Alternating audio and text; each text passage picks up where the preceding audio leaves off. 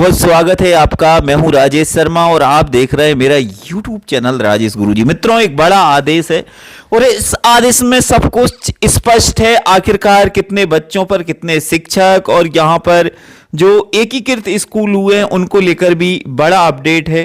हालांकि आदेश पुराना है मित्रों, मैं अभी आपको बताना चाहता हूं, आप कमेंट्स के माध्यम से पूछें, लेकिन कई भाइयों के प्रश्न हैं कि आखिरकार ऐसा क्यों है, तो इसको लेकर मैं आपको समझाना चाहता हूं क्या नियम है। तो यहां पर आपको बताना चाहता हूं क्रमांक F27/2/2013, यहां पर आप देख सकते हैं राज्य शासन द्वारा एक परिसर की शालाओं को एकीकृत करने के निर्णय के फलस्वरूप शालाओं का स्वरूप परिवर्तित हुआ है। अतः पूर्व में जारी शालाओं की पद संरचना संबंधी समस्त आदेशों को अधिक्रमित करते हुए एते द्वारा नवीन पद संरचना निम्न अनुसार जारी की जाती है। अब मैं आपको बताना चाहता हूं प्राथमिक, माध्यमिक, हाई स्कूल और हायर सेकेंडरी स्कूल सभी कैटेगरी के स्कूलों को मर्ज किया था, यानी जो स्कूल पास पास में थे उनको एकीकृत किया था और उनके सभी शिक्षकों को मिलाया गया था। जब सभी शिक्षक मिले थे तो फिर अतिथि शिक्षकों की भर्ती पहले ज्यादा होती थी और जैसे ही अतिथि शिक्षकों की भर्ती ज्यादा हुई तो अतिथि शिक्षकों को कम क्यों किया गया।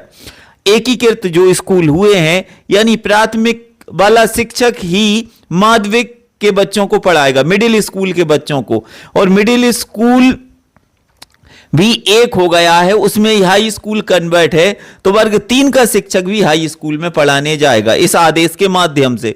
तो इसी को लेकर बहुत से अतिथि शिक्षक आज घर बैठे हुए हैं।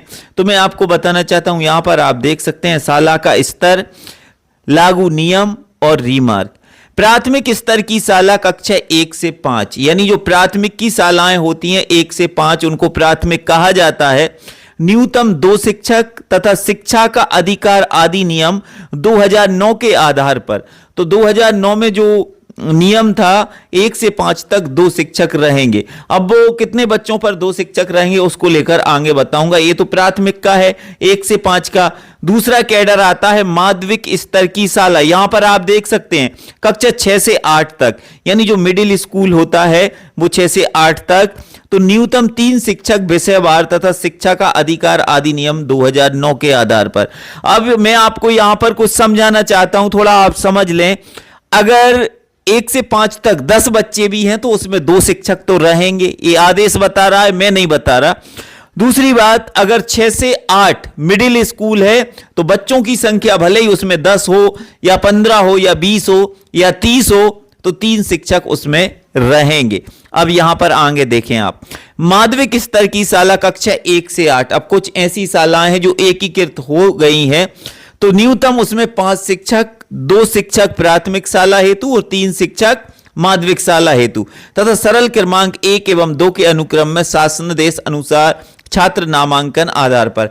अब इन्होंने कहा है कि अगर छात्रों की संख्या ज्यादा होती है तो फिर और भी शिक्षक यहां पर आएंगे, लेकिन उनके लिए क्या योग्यता होनी चाहिए और बच्चों की संख्या कम से कम कितनी होना चाहिए उसको लेकर आगे देखते हैं। हाई स्कूल स्तर की शाला कक्षा 9 से 10 तक यहां पर दिया है, तो न्यूनतम 6 विषयवार तथा नामांकन के आधार पर अतिरिक्त शिक्षक। तो 9 से 10 वाली जो हाई स्कूल की शाला है उसमें कम से कम 6 शिक्षक तो अनिवार्य रहेंगे ही, चाहे बच्चों की संख्या कितनी भी हो। अब हाई स्कूल स्तर की शाला कक्षा 1 से 10, अब यानी कोई ऐसी शाला है जो 1 से 10 तक है, एकीकृत हो चुकी है, तो न्यूनतम 8 शिक्षक, 2 शिक्षक प्राथमिक शाला हेतु, 6 शिक्षक माध्यमिक हाई स्कूल हेतु तथा सरल क्रमांक 3 एवं 4 के अनुक्रम में छात्र नामांकन के आधार पर।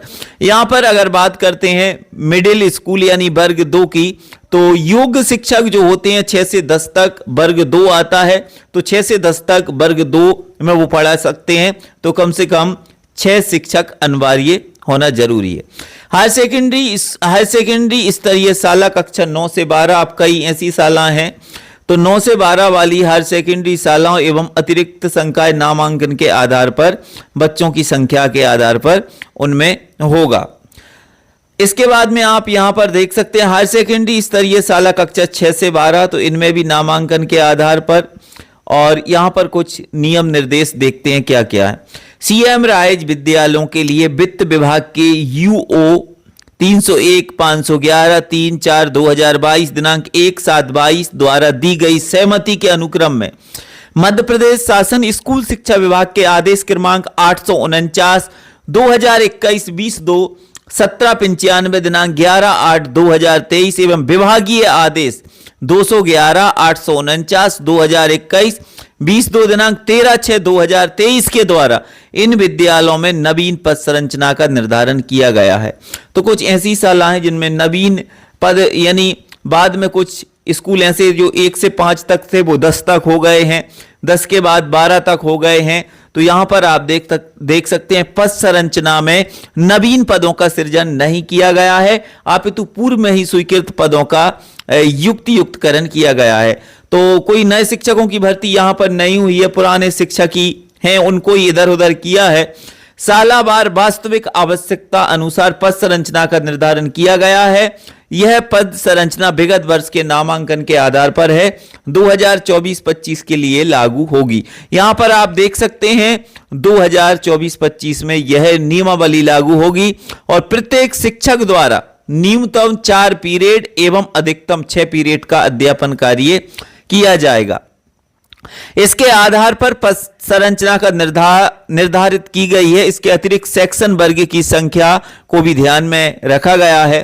शाला में नामांकन वृद्धि की स्थिति में अथवा नवीन सीएम राइज स्थापित होने अथवा भविष्य में शाला उन्नयन की स्थिति में विभाग के पास उपलब्ध अतिरिक्त पदों में से संरचना के अनुसार अतिरिक्त पदों को आवश्यकता अनुसार वितरण किया जा सकेगा अथवा आवश्यकता अनुसार पदों को अन्य पदों में परिवर्तित किया जा सकेगा। शाला में नामांकन की कमी अथवा वृद्धि के आधार पर प्रतिवर्ष 31 जनवरी की स्थिति में समीक्षा की जाएगी। तदुपरांत आवश्यकता होने पर आयुक्त लोक शिक्षण द्वारा पदों का युक्तियुक्तकरण किया जा सकेगा। तो 31 जनवरी तक कैलकुलेट होगा स्कूलों का, और अगर कहीं शिक्षक कम है या बच्चे कम हैं तो उसकी व्यवस्था फिर डीपीआई करेगा। नवीन पद संरचना के प्रभावित होने के उपरांत पूर्व में एकल शालाओं के लिए आवंटित पदों के स्थान पर नवीन पद संरचना के अनुसार आवंटित पद मान्य होंगे। यहां पर साफ साफ लिखा है उक्त पद संरचना पर प्रशासकीय अनुमोदन प्राप्त है। प्रमोद सिंह उप सचिव। आगे देखते हैं, आदेश बड़ा है। अब प्राथमिक स्तर तक की शालाएं, प्राथमिक विद्यालय कक्षा 1 से 5, यहां पर आप देख सकते हैं बच्चों का कैलकुलेट बताया। ये आपके लिए बहुत काम का आदेश है मित्रों। प्राथमिक शाला से तात्पर्य ऐसी शालाएं जहां 1, 2, 3, 4 एवं 5 संचालित हैं। शिक्षा का अधिकार अधिनियम 2009 के अनुसार प्राथमिक स्तर की शालाओं के लिए पद संरचना नियम अनुसार है। नामांकन और सहायक शिक्षक, प्राथमिक शिक्षक की संख्या 60 तक 2 यानी 60 बच्चों पर 2 शिक्षक काम करेंगे। 61 से 90 के मध्य 3 और 75 या अधिक होने पर 91 और 120 की संख्या पर 4 शिक्षक, 105 से अधिक होने पर 121 और 200 के मध्य 5 शिक्षक होंगे और 135 से 150 तक 5 या 1 प्रधान अध्यापक होगा। 200 से अधिक होने पर छात्र शिक्षक अनुपात प्रधान अध्यापक को छोड़कर 40 के अनुमान से 1 शिक्षक रहेगा, 40 बच्चों के अनुमान से। तो यहां पर मित्रों ये आदेश, यहां पर माध्यमिक स्तर की शालाएं, माध्यमिक विद्यालय कक्षा 6 से 8 वाली शालाओं के लिए। माध्यमिक शाला से तात्पर्य ऐसी शालाएं जहां 6, 7, 8 संचालित हैं। शिक्षा का अधिकार अधिनियम 2009 के अनुक्रम में राज्य शासन के आदेश दिनांक 11/5/2016 के अनुसार पद संरचना उच्च श्रेणी शिक्षक, माध्यमिक शिक्षक के लिए निम्न अनुसार है। शिक्षकों की संख्या, माध्यमिक शाला में शिक्षकों की संख्या शिक्षा का अधिकार अधिनियम के प्रावधान के अनुसार होगा, अर्थात न्यूनतम 3 शिक्षक प्रत्येक कक्षा के लिए रहेंगे ही। 35 बच्चों पर न्यूनतम 1 शिक्षक होगा। विषयवार संख्या छात्र शिक्षक अनुपात के अनुसार शिक्षकों को विषयवार संख्या निम्न अनुसार होगी। प्रथम 3 शिक्षक विज्ञान एवं गणित, विषय सहित विज्ञान, भाषा, अंग्रेजी और सामाजिक विज्ञान। यहां पर आप देख सकते हैं छात्र शिक्षक अनुपात 105 से अधिक होने पर अनुपात 35 के अनुपात पर 1 शिक्षक होगा और शिक्षकों की संख्या अधिक होने पर क्रमशः भाषा, संस्कृत, विज्ञान, सामाजिक विज्ञान और हिंदी विषय से सामाजिक विज्ञान। तो सामाजिक विज्ञान वाला ही हिंदी विषय को पढ़ाएगा। यहां पर आप देख सकते हैं भाइयों, यदि छात्र शिक्षक अनुपात अनुसार शिक्षकों की संख्या 6 से अधिक है तो शिक्षक पद की पूर्ति के लिए उपरोक्त क्रम में पुनरावृत्ति पर होगी।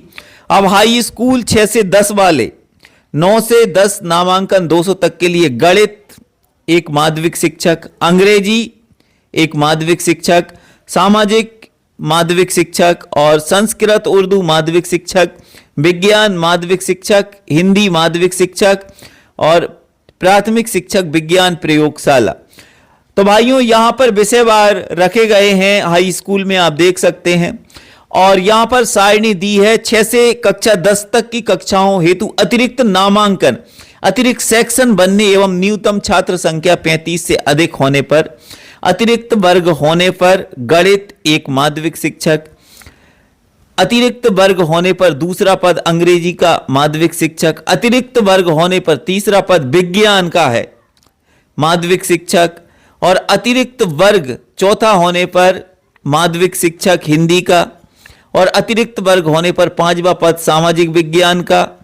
इसके बाद में अतिरिक्त वर्ग होने पर छठा पद संस्कृत उर्दू माध्यमिक शिक्षक, यहां पर आप देख सकते हैं।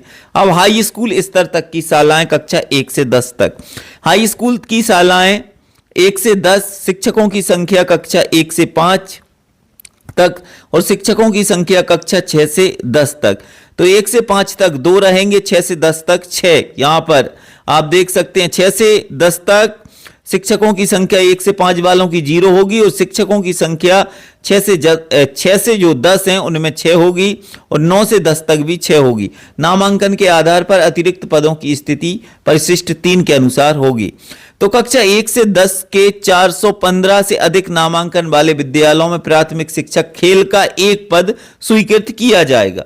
1 से 10 तक के 415 से अधिक छात्र जिसमें होंगे वहां पर एक पद खेल का भी खोला जाएगा। तो यहां पर ये आदेश अब आता है हायर सेकेंडरी कक्षा 9वीं से 12वीं तक के विद्यालय। विषय पदों की संख्या और पद नाम।